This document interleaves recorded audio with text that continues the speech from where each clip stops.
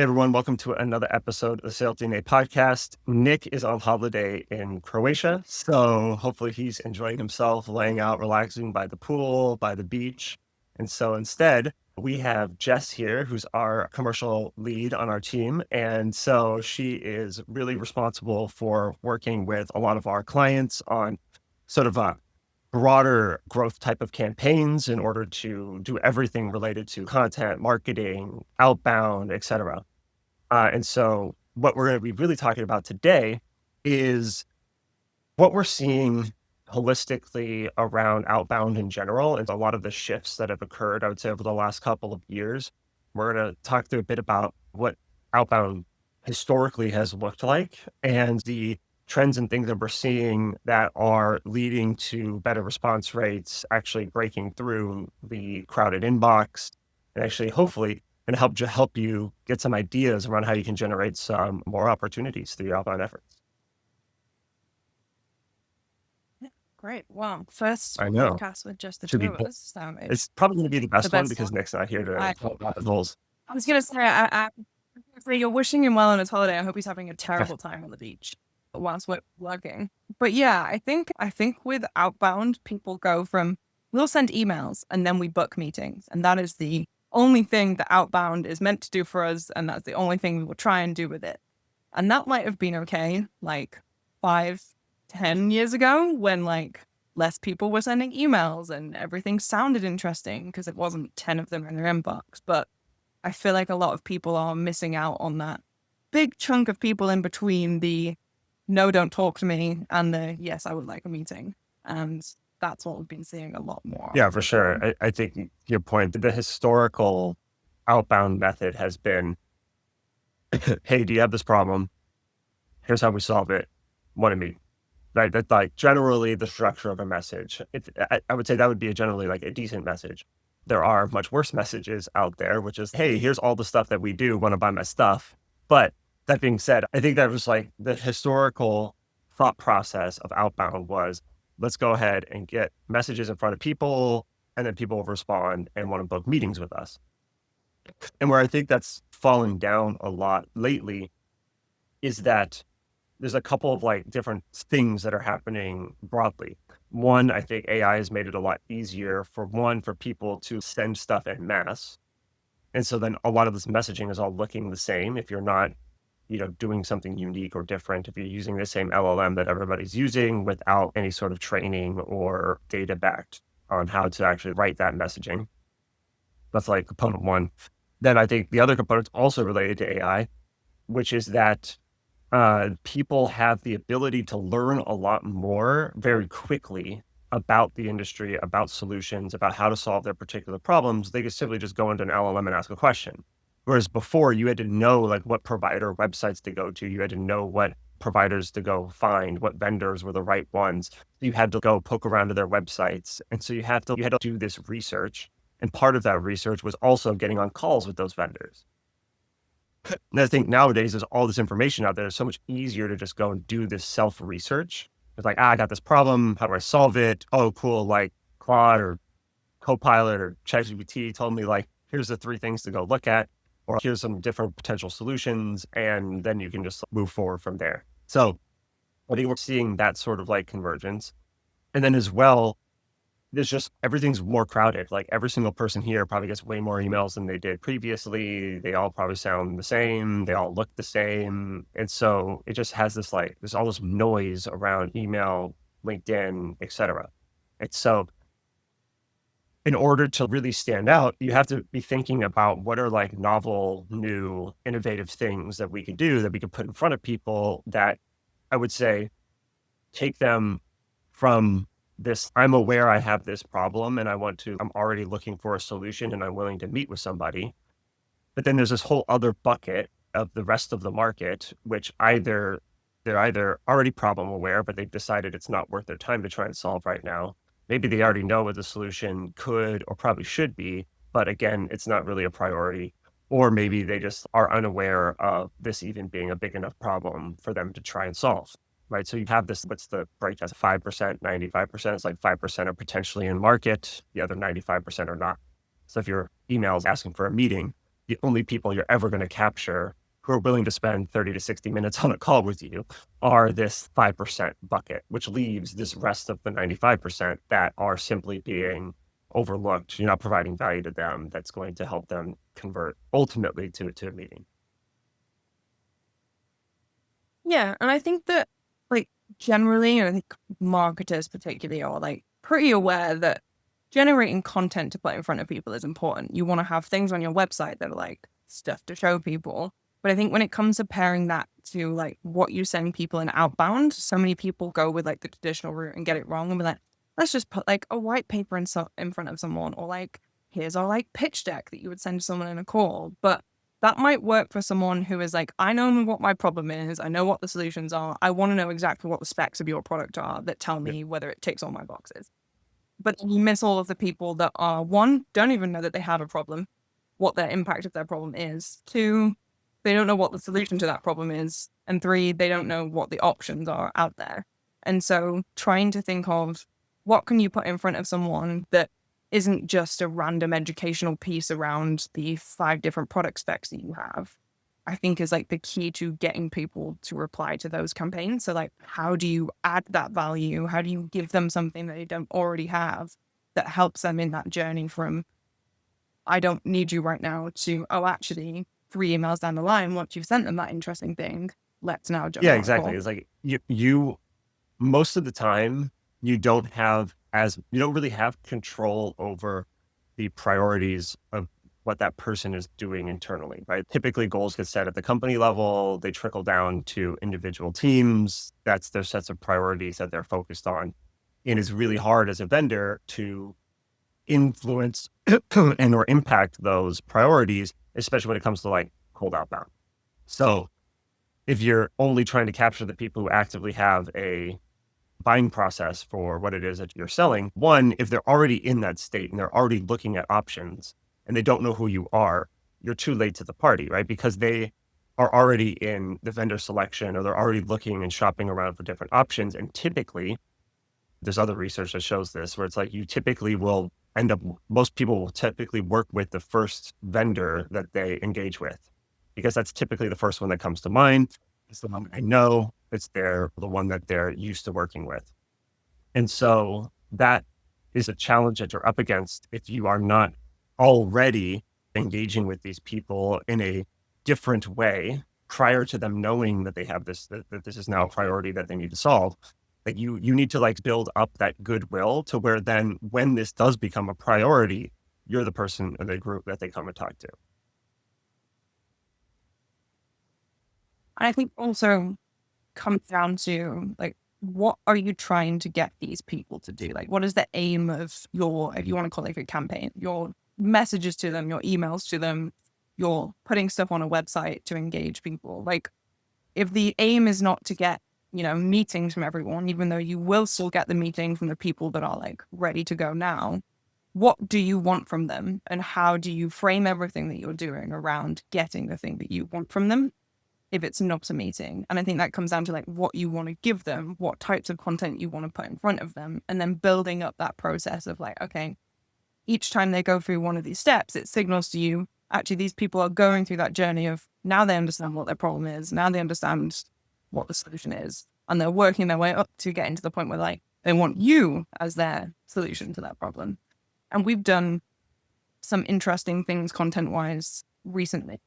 And I think it's all about giving people something that they don't currently have, whether that's something physical, whether that's something data wise, whether that's something tailored towards like their own company, their pipeline, or like access to something. So webinars, events, Knowledge invites to dinners, education as something well, like part of that. that, right? Yeah, useful stuff, like things that they can love. I guess the test would be, is the thing that you're giving them valuable even if they don't become a customer? Like, can they get value from the thing that you're providing even if they don't buy your product, service, et cetera? Yeah, exactly. And I think something that is very generic and you've not really spent the time to think about, okay, who am I targeting and what should I target them with and where do I want them to go to, doesn't give them something valuable after that conversation ends. Like they don't care about that in their day-to-day lives. But I don't know, can you think of any like examples of different pieces of content or like tools or like offers, I guess, in emails that you think would fit that Yeah, remit? and I think it also comes down to kind of tailoring it to where most of your buyers are. So if you are in I would say like a crowded space. So if you're in a space where it's very clear that there's typically a solution that people already are aware of, but people don't know that you have an option that's available, like your content or your information that you provide is really more about how are you like differentiated? How are you different? How are you better, more unique, et cetera, from the other options on the market. So like it's important to think about your solution in your buyer's mind and how they will categorize you, not how you think you are valued. Right? I think a lot of people we talk to think they have the coolest, most innovative thing, but it's not like to your buyer, it may not be that interesting, or they may not know how to categorize you amongst all the other solutions that exist. And so if you're trying to sell to somebody who is, say, unaware of the problem that they have, or you're trying to sell into like an innovative space, like then the sort of content stuff that you have to provide is probably a lot more educational, which is how should you be thinking about the problem that you have? Are there solutions to that problem that you haven't thought of before? I think one actually interesting example is we work with a number of companies that are like AI platforms, AI tools, and they are competing against the like your Claudes, your ChatGPTs, your Copilots of the world, because when a client, when most people think about AI, they think about the chatbot that they're used to. And so if you are going to reframe the the problem that they might have, let's say you have a really unique agent that you can sell to them, you first have to educate them around what an agent is. Why is an agent important? How is this different from what they're already potentially using as like ChatGPT or Claude or whatever? And it could be related to the important context, the company information, being able to actually have a multiplayer mode, like being able to collaborate. You don't have to be like a prompt engineer to figure out how to get the most out of your chat tool. So there's like those types of components when you think about if you're selling something innovative, you have to also give the category of what it is that you're selling that makes sense to the buyer for them to understand where to place you in their mind.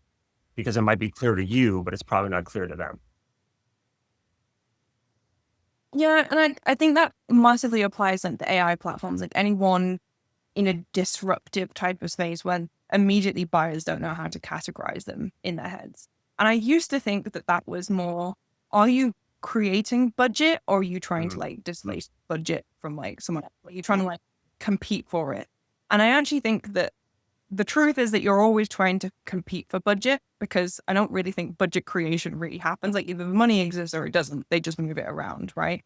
But I think the problem that a lot of like particularly AI solutions have is everyone's putting it in the category of like the generic LLMs, but actually they should be putting it in a category of like almost integrating tools into their workflow because it does such a different thing. But because of the way, most of the time, to be honest, like their like marketing material, the stuff that they're sending out on email and LinkedIn and on their website seems to get their buyers to think of it and they, oh, this is just like a slightly more like biological or like scientific version of what I have, which is essentially almost free in a lot of cases compared to what their solution is. But actually, it should be going into the budget category of like, how do we get more molecules to market quicker? And how do we like make sure our like target validation is like the best and most efficient use of our scientists' time? And I think that reframing around showing people different interesting content and getting them to be like, oh, this could be really useful for this thing and that thing, not just, oh, I type things into it and it gives me Mhm. this answer for my day is, yeah, I think a massive problem with anything new or Yeah, techy right now. since I already here sells AI software, there's also the same could be applied for if you have an innovative way of how you deliver a service. So we have some clients who are disrupting like CRO markets, like the classic large CROs where slow moving labor costs, and they're offsetting that along with like automation and whatnot. And so being able to show how you are innovating on the current problem set, which is maybe typically when you're working with a CRO, you're paying for a lot of labor costs that are associated. It's kind of a black box. How many hours is certain assays going to take to be run? Where is the assay being run? Is it overseas? Is it here? And so you have this like educational component of, hey, there's like this new way to do things. This is like a new way that you can be thinking about getting this work done through an outsourced partner. Sort of, so it's like another angle of way how you would be thinking about what sort of content or what sort of things match up with like getting people to align to like your thought process, your way of doing things, if that makes sense. Yeah, and I think that kind of sits in like a weird place in between like solution aware stage and like supplier aware stage, in the sense that people are actually quite aware that there Mhm. are solutions out there. They're aware suppliers that do those solutions, but when you have something that is like quite a novel solution that no one else is doing, you have to educate people on the fact that you're aware of this solution, but actually there are these other solutions that we do that are actually a better Alternative. um like sort of problem that you have, and therefore, and then you take them down that journey of not even talking about your like product name with like the registered trademark on it, or like your type of service and how you frame it, but like this is the science behind why this solution is different to what already exists, because they already know that they have that problem. They just think there is only Mhm. one track Mhm. to getting it solved, and then you take them down that journey of, oh, we also happen to do that science, and that's why our solution is better. So yeah, it definitely applies kind of across the board. I'm thinking as well, with you just saying, not everyone sells AI platforms. Not everyone has like a super novel Right. disruptive solution, right? Like we work with people and there's tons of companies across the space that, it might be like certain cell models, or they're doing reagents, or they're doing like imaging products, and they all have these different USPs. But when you're sat in that bucket of, I could Google this right now and 10 people would come up, and the science is roughly the same, but you know, there's, here and there, there's slight differences. How do you then stand out over email or over LinkedIn or Well, I think a whatever? lot of people, a lot of the content out there in a lot of those cases is like, I don't know, hey, here's what our capabilities are, or here's what we offer. You're putting the burden of like understanding on and figuring out where you sit onto the buyer versus like, how can you provide something unique, valuable, interesting to them that they can objectively get value from, so that way they use that thing. And then when they have the problem that comes up and it becomes a priority, they like come to you for that thing. Because unless they're in that active buying window and they're like, a lot of people don't want to switch vendors because the vendor switching cost is a lot more than just price, right? It's like the changing your SOPs, training your internal team, or whatever, like downstream validation that might have to occur simply by reagent swap as an example. So I think in those cases, it's actually like more prudent that you have to do unique, interesting things. And like that could be creating like web-based tools that are useful to scientists that they come to on a regular basis, that they can associate with your brand. Webinars where you're actually providing unique, interesting insights, not just, hey, here's what our product does and here's its capabilities. I think the barrier, the bar that you have for your content has to be even higher because you have to displace existing vendors. You have to break through the noise even more. If you have something innovative, people may be more willing to just learn and be educated about that new thing. Whereas if you're in that sort of like red ocean where there's a lot of competition, it's even more important that you do stuff that's different, innovative. And if you follow the same playbook that everybody does, trying to ask for meetings or sharing app notes or posters, you're probably just going to fall into that same trap in the same sea of sameness that everybody else is in. And I think those type of vendors as well tend to have like much larger, like addressable markets, right? Like a lot of the time it's like basically any scientist working in a particular area could be a buyer. And so you start to have to figure out, okay, who are these people who are actually interested in buying right now? And I think when you're putting those different types of content in front of them, like you're inviting them to webinars, you might be giving them like some sort of price calculator. You might be giving them like open access to your actual pricing so they can compare easier and cut that time. When you start to get those responses to that outreach where they're like, cool, yeah, I want to engage with that, you start to narrow down, okay, these people aren't actually going to place an order tomorrow, but these are now my group of people that I need to continue to follow up with because they've been interested enough to engage with what I'm giving them, even if they're not Yeah, it's ready for like a meeting right now. there's like the decision before the meeting, right? It's like if you're thinking about it from a buyer's perspective, a buyer, by the time they've made a decision to take a meeting, they've already decided that it's worth their time, which means it's already something that's hot internal topic. There's a decision before that, which is this worth my time? Should I even be thinking about this? Is this a priority? Is this something that if I take this to my boss or something that I start to evaluate is going to be a waste of my time or a waste of their time? You have to win that decision first, which is this is something I should prioritize. And that's what you want to be like optimizing your content, your campaigns around, which is like, how do you get somebody to go from this isn't a priority or this isn't something I'm actively thinking about to something I should be actively thinking about, right? So like you could come up with ways to make the problem hurt more, if that makes sense. So it's like the cost of inaction. So if you keep doing the stuff the way you've always done, these are the consequences that you might face. If these are things that you're worried about, like we would probably like a potential solution for you. So again, that's a bit of an educational type of approach that you kind of have to take there because you have to teach them that there are like these downstream consequences if they continue to do stuff the same way. You could approach it from I'm going to de-risk this for you, like something along the lines of, oh, send us samples, we'll run the samples for you and send you back the data. Some people try and say maybe they sell a product and they're not willing to do services or to run those types of things. And I think that could be a mistake if you're trying to get into a tough market. Like, how do you displace somebody? The best way to do it is to objectively prove with their data that your product, your service is better. So you need like an innovative way to go and make that happen. So where that might not be like a piece of content, it's still like a thing that you can provide. It's like a piece of value that you can give them, which is we will run these samples for you. We will give you that data for free. And maybe it's like super cheap or something if you really have to charge for it. But how do you get somebody to take that as an offer first is, again, the first step before they would even decide, do we actually want to switch a vendor over?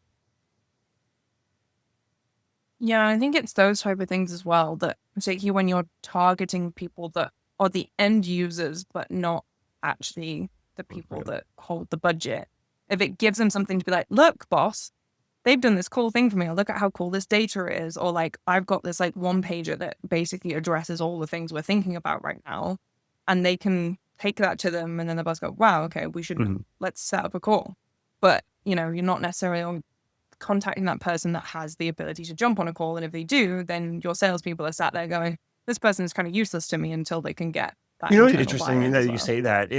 I think a lot of people, when they also think about outbound, they think about how do I contact the budget holder? And a lot of companies, the budget holder per se is not really the decision maker. Oh, we want to target the Yeah. VPs of AstraZeneca or Pfizer. It's like, cool, that would be great. But like most of the time, I bet you, based off of your product service offering, the decision is being made much lower. And they are then making the business case internally for making that switch. So like Yeah. this type of content that we're talking about, the sort of like educational type of content that is going to be super valuable to those people making the actual decision on what gets used in the lab, what processes, tools, et cetera, exist. Like that is stuff that can arm them to better make that business case internally. And like scientists are scientists, like they're not really like salespeople. So if you give them these tools to help them sell internally, that's going to be valuable to you. Yeah, because there's so many high level people, pharma, biotech, who they run their teams the way that teams should be run. It's like, I'm going to make, the top level decisions and I know what's going on from like a program level, but I want my scientists to go out and like figure out what's out there. You know it best. You go and choose it. But if you don't give them the thing that tells them what you do and like adds value to their day, then they can't go and ask for the budget because you wouldn't feel comfortable yourself going internally and being like, oh, I vaguely know what these product specs are, but I don't really understand the value of No. it and why it solves our problems yet. But I think it's also a shift on the sales side, right? I think if you're going to optimize your outreach around a different goal that isn't we must book meetings, then you also have to understand as like a sales leader that you can't measure that as like your only metric that counts. Like whether if your reps are going out there and sending that type of outreach, you have to consider it from a broader perspective other than just like how many meetings have we got on the calendar? How many pros have we sent out this week? Because it's building up over time more of a consistent pipeline that will benefit you, but you might not see that immediate kind of like Yeah, meetings that's trickling. always a tough one, right? Because they are getting pressure from the execs, from the board, wherever that like those are the metrics that matter. I think the thing that we're actually advocating for here is in order to get those things to go up, in order to get more meetings, is you have to actually do this other type of outreach that is more value add. Like give somebody a reason to interact with or respond to the message you're sending, like before you go and ask for a meeting is I guess what this comes down to. It's like Yeah. that will ultimately lead to more responses, ultimately lead to more meetings because you are engaging that other 95% of the market that's there. So it's like you still have to use meetings ultimately as like the output and pipeline is the output because otherwise the shift is not going to care. Oh, cool. Like we got 3 people to use this like free tool or whatever that we put out there. But or say we got 500 people to use this free tool that we put out there, but it's not turning into anything. Cool. Like there's a disconnect there as well, right?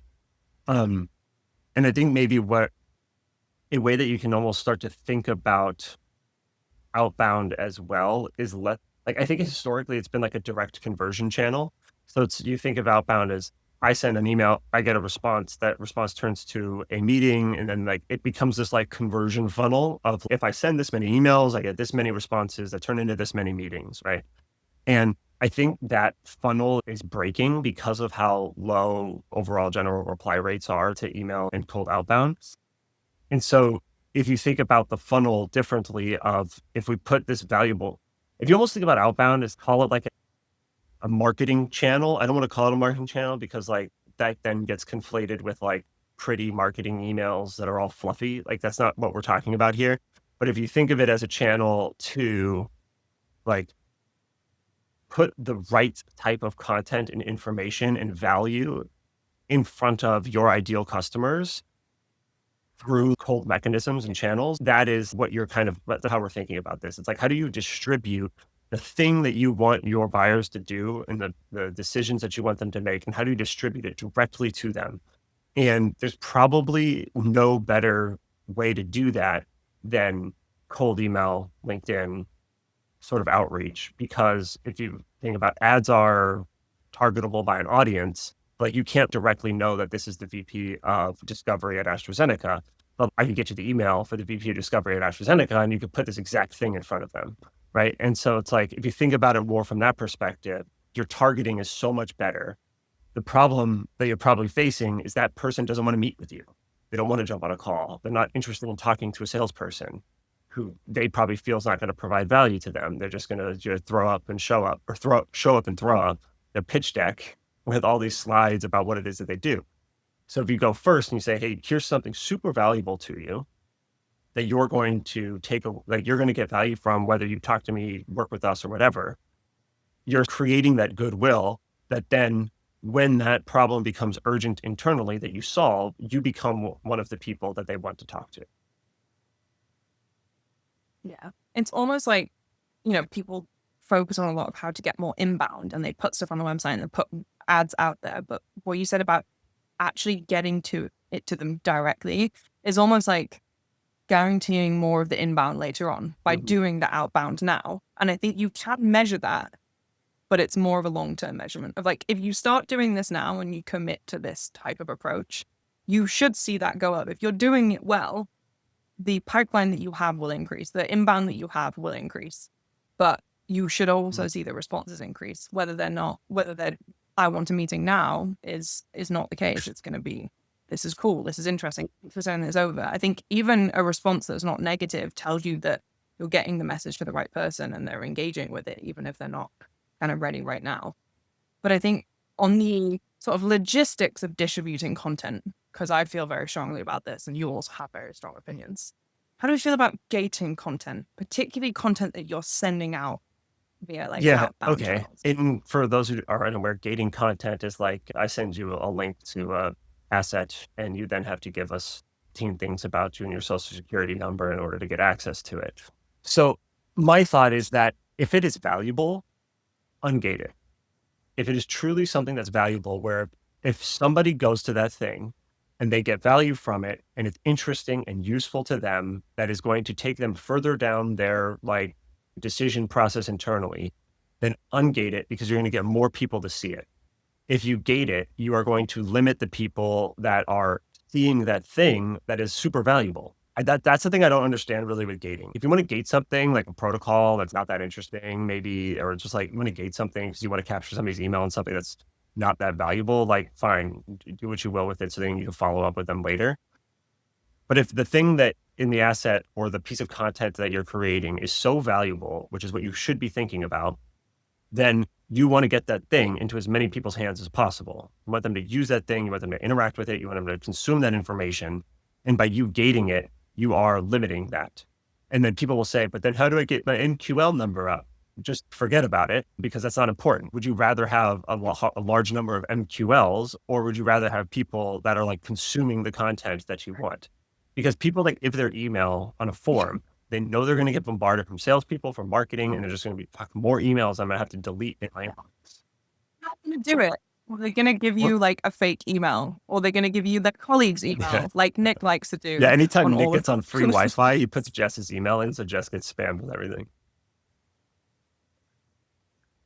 So like, yeah, the chances of you getting good quality data from that anyway. And I've had this conversation so many times because we've been doing more and more content and like cool tools for clients. And I was like, yeah, but should we gate it? And I'm like, but we already have their emails because we're sending it to them as part of outbound. So why would we need their information? Would you not rather put it in front of them? They click on it and then we send like, you know, a follow-up sequence that is like, cool, like want to know your thoughts on this, or did you find this interesting? Or like, oh, I'd love to talk more about this. I think this part of this was, you know, the most interesting to your role right now. And I think that gating content, if you're going to be super lazy with it and you're going to create a piece of content, you're going to put it on your website and then you're going to walk away and never send that to anyone. Just, if you want to gate it, because like it might be the only way you ever get any sort of leads. Also, you piss so many marketeers off by being like, oh, MQLs doesn't matter. They really don't, if we're but being honest. Unless they like do something with them, or they're like, but this you is, know, they're actually. Yeah, I think you're hitting on something that's really they don't. interesting here, which is like a sub layer to this whole conversation, which is that if let's say you gate it and like then people put in their email, then the expectation is that sales is going to follow up on those people. And like the salespeople don't want to follow up on like MQL. Let's be honest, unless the person says they're ready to like have a conversation. Salespeople really don't want to do that follow up.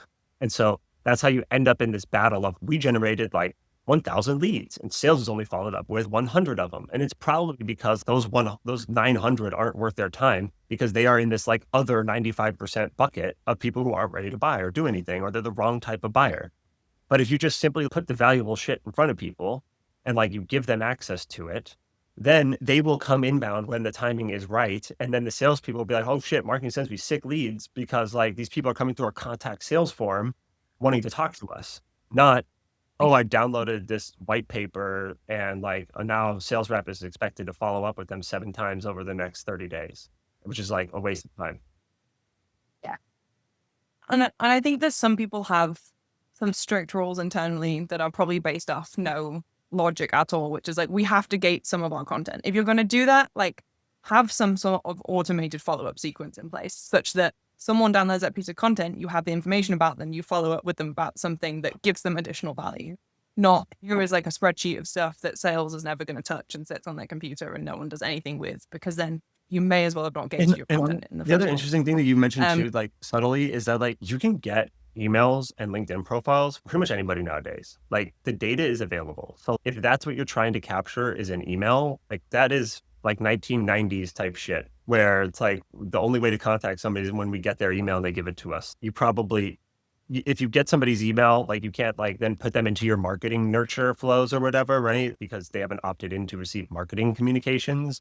But like you can still reach out to them via direct outbound, targeted outbound for business purposes, right? I think it's like a flip in the mindset of like, this is historically how everything has been done. And you have to be thinking about literally everything has changed from like a data and access perspective, especially with AI and stuff. It's like, there's so much open source, so much available data out there. Use that to help you. Yeah, I mean, that's the thing with AI. Just smaller. if you are looking for email, shameless plug, we do have an email finding tool, which you can find on our tools section on our website.